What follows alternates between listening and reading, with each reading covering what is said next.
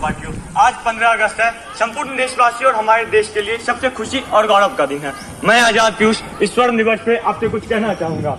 15 अगस्त 1947 को कई शहादतों तथा न जाने कितने शहीदों की बलिदानी के बाद हमारा देश आजाद हुआ और इसी दिन को हम अपने स्वतंत्रता दिवस के रूप में मनाते हैं। आजादी की लौ तो 1857 में ही जल चुकी थी, जो मशाल बनकर 1947 में हमारे देश को आजाद कराया।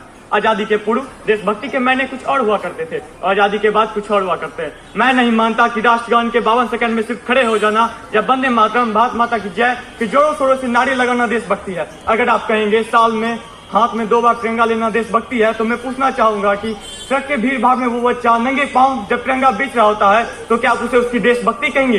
ये उसकी देशभक्ति नहीं बल्कि भूख की शक्ति है जो उसे ऐसा करने पर मजबूर करती है। क्या हमारा राष्ट्रवाद इतना संकीर्ण है जो क्रिकेट के मैदान से लेकर सिनेमाघरों में बजने वाले राष्ट्रगीत तक सीमित है? नहीं, राष्ट्रवाद से भी ऊपर उठकर जो भाव मन में आता है वो है देशभक्ति। अपने परिवार, समाज, देश के लिए समर्पण का भाव है देशभक्ति। अधिकारों के पूर्व कर्तव्य की प्राणीयता का भाव है देशभक्ति। आज हम जिस आजाद देश के तिरंगे के छांव में अभी खड़े हैं, इस देश को आजाद कराने में कितने शहीदों की बलिदानियां गई हैं। मैं उन शहीदों को समर्पित एक कविता नमन करते हुए सुनाना चाहूंगा कि है नमन उनको कि जो इस देह को अमृतत्व देकर, है नमन उनको कि जो इस देह को अमृतत्व देकर इस जगत के शौर्य की जीवित कहानी हो गए हैं। है नमन उनको कि जिनके सामने बौना हिमालय, है नमन उनको कि जिनके सामने बौना हिमालय जो धरा पर गिर पड़े पर आसमानी हो गए हैं।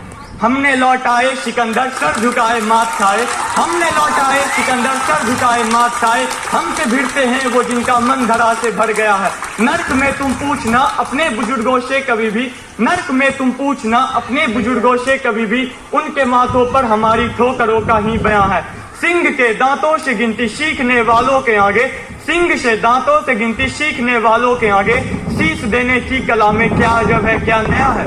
जूझना यमराज से आदत पुरानी है हमारी, जूझना यमराज से आदत पुरानी है हमारी। उत्तरों की खोज में फिर एक नचिकेता गया है, उत्तरों की खोज में फिर एक नचिकेता गया है।